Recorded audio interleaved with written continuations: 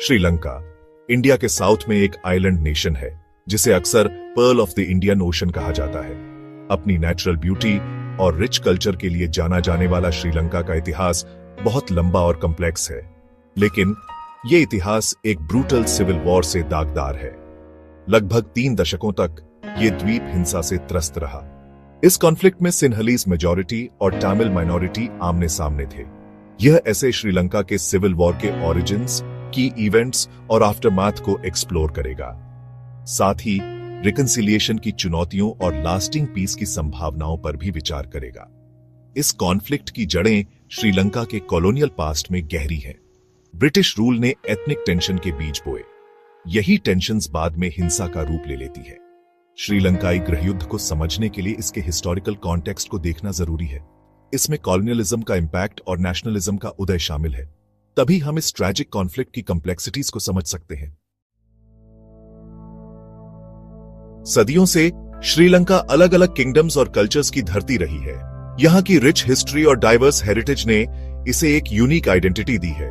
16th century में European powers के आने से बहुत बड़े चेंजेस आए। ये चेंजेस न सिर्फ पॉलिटिकल थे बल्कि कल्चरल और इकोनॉमिक भी थे। पोर्चुगीज सबसे पहले इस द्वीप पर आए। उन्होंने यहां फोर्ट्स बनाए और लोकल किंगडम्स के साथ ट्रेड शुरू किया। उनके बाद डच और फिर ब्रिटिश आए। डच ने भी यहां फोर्ट्स बनाए और स्पाइस ट्रेड को कंट्रोल किया। 1796 में ब्रिटिश ने श्रीलंका के, जिसे तब सेलन कहा जाता था, स्ट्रेटेजिकली इंपॉर्टेंट कोस्टल रीजन्स पर कब्जा कर लिया। ये रीजन्स उनके लिए बहुत महत्वपूर्ण थे। 1815 तक उन्होंने पूरे द्वीप पर अपना राज फैला लिया। ब्रिटिश रूल ने आइलैंड के हर एस्पेक्ट को प्रभावित किया। ब्रिटिश रूल ने सेलन के सोशल, इकोनॉमिक और पॉलिटिकल लैंडस्केप में बड़े बदलाव लाए। उन्होंने नए लॉज और सिस्टम्स इंप्लीमेंट किए। ब्रिटिश ने प्लांटेशन एग्रीकल्चर शुरू की, खासकर कॉफी, टी और रबर की। इन क्रॉप्स ने आइलैंड की इकोनॉमी को बदल दिया। ये प्लांटेशन सेलोन की इकोनॉमी की रीढ़ बन गए। इनसे जनरेटेड रेवेन्यू ने ब्रिटिश एम्पायर को भी मजबूत किया। लेबर की जरूरतों को पूरा करने के लिए ब्रिटिश साउथ इंडिया से तमिल वर्कर्स को लाए। ये वर्कर्स प्लांटेशंस पर हार्ड लेबर करते थे। तमिल मजदूरों के इस इन्फ्लक्स ने आइलैंड के डेमोग्राफिक्स पर एक स्थायी प्रभाव डाला। उनकी प्रेजेंस ने लोकल कल्चर को भी प्रभावित किया। इसने एथनिक बैलेंस को भी बदल दिया, खासकर सेंट्रल हाईलैंड्स में। यहां तमिल पॉपुलेशन बढ़ने लगी। ब्रिटिश पॉलिसीज अक्सर सिन्हलीज मेजॉरिटी की तुलना में तमिल माइनॉरिटी को फेवर करती थी। ये पॉलिसीज कई क्षेत्रों में लागू की गई, खासकर एजुकेशन और गवर्नमेंट एम्प्लॉयमेंट में।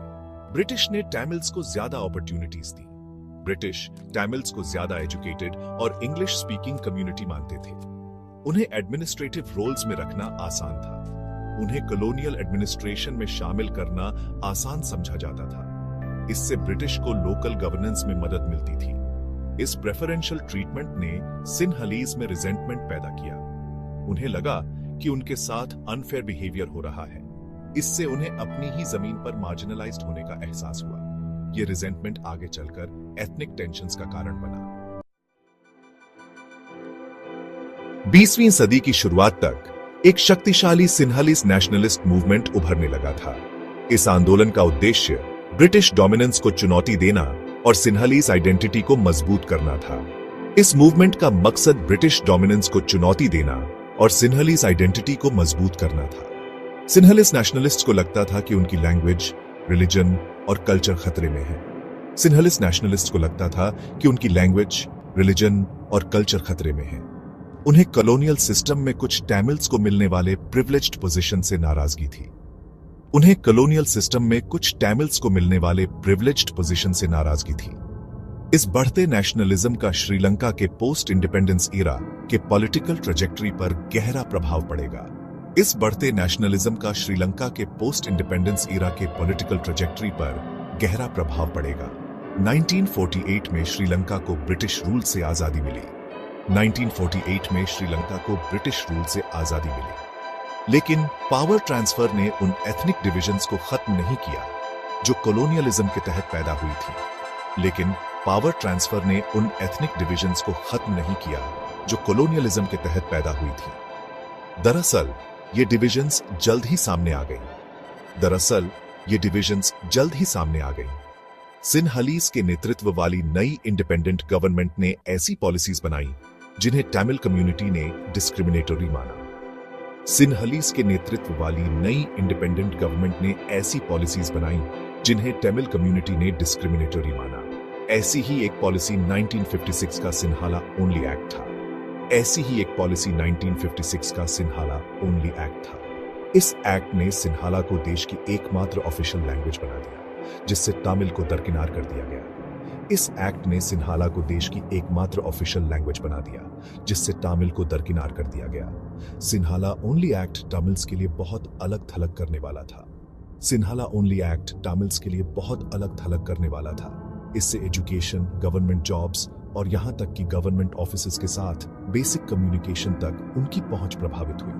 इससे एजुकेशन, गवर्नमेंट जॉब्स और यहां तक कि गवर्नमेंट ऑफिसेज के साथ बेसिक कम्युनिकेशन तक उनकी पहुंच प्रभावित हुई। इस और अन्य डिस्क्रिमिनेटरी पॉलिसीज ने तमिल लोगों में रिजेंटमेंट और मार्जिनलाइजेशन की भावना को बढ़ावा। इस और अन्य डिस्क्रिमिनेटरी पॉलिसीज ने तमिल लोगों में रिजेंटमेंट और मार्जिनलाइजेशन की भावना को बढ़ावा। टकराव का माहौल बन गया था। टकराव का माहौल बन गया था। इस माहौल ने श्रीलंका के भविष्य को गहरे तरीके से प्रभावित किया, जिससे आने वाले दशकों में और भी संघर्ष और विभाजन की नींव पड़ी।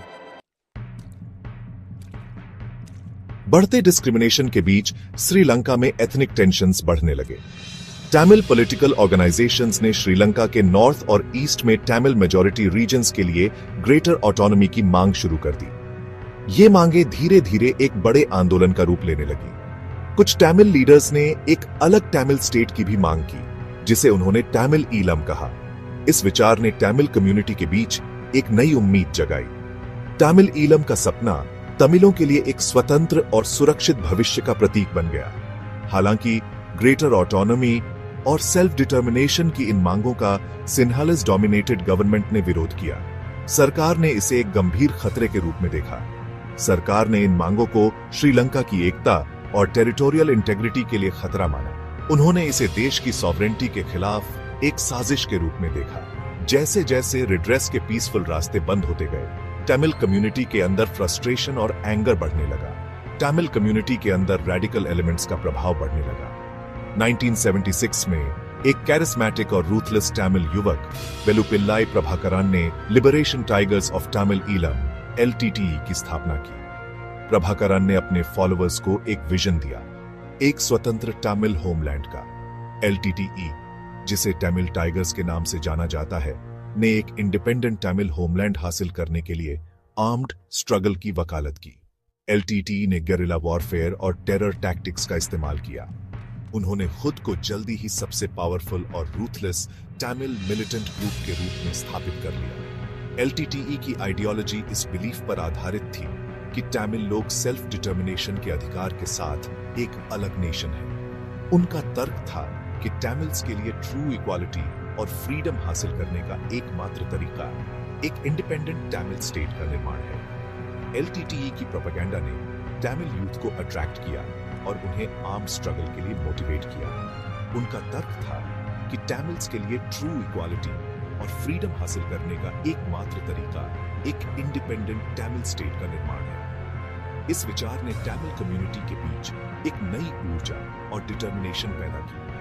LTTE का इमर्जेंस एथनिक कॉन्फ्लिक्ट में एक टर्निंग पॉइंट था, जिसने श्रीलंका को सिविल वॉर के कगार पर धकेल दिया। इस संघर्ष ने देश को दशकों तक प्रभावित किया। इस सिविल वॉर ने हजारों लोगों की जान ली और लाखों लोगों को विस्थापित किया, leaving a lasting impact on the nation.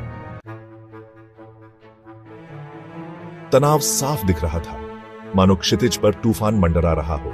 जैसे जैसे दिन महीनों में और महीने सालों में बदलते गए, सुलगता असंतोष उबलने लगा। यह सिर्फ हथियारों का टकराव नहीं था, बल्कि पहचान, इतिहास और गहरे बैठी शिकायतों का भी टकराव था। बढ़ती दुश्मनी के इस माहौल में छोटी छोटी चिंगारियां जल्दी ही विकराल आग में बदल गईं। हिंसा और बदले की कार्रवाई आम बात हो गई, जिससे दोनों पक्ष और भी रसातल में धकेल दिए गए। श्रीलंकाई गृहयुद्ध, जो कभी एक दूर की संभावना थी, अब एक निर्विवाद वास्तविकता बन गई थी। युद्ध की आग भड़क चुकी थी और अब कोई वापसी नहीं थी। यह संघर्ष अनगिनत व्यक्तियों के जीवन को आकार देगा, राष्ट्र के इतिहास पर अमिट छाप छोड़ जाएगा। यह गहरे उथल पुथल और परिवर्तन का समय था, जो आगे की लंबी और कठिन यात्रा के लिए मंच तैयार कर रहा था। कई सालों तक श्रीलंका ने दशकों की हिंसा और नुकसान सहा। इस कॉन्फ्लिक्ट ने अनगिनत जानें ली और देश के मानस पर गहरे घाव छोड़ दिए। परिवार बिखर गए, समुदाय टूट गए और शांति की उम्मीद एक दूर का सपना लगने लगी। इस कॉन्फ्लिक्ट में इंटरनेशनल एक्टर्स की भूमिका पर बहुत बहस हुई है। क्या वे शांति रक्षक थे या भागीदार?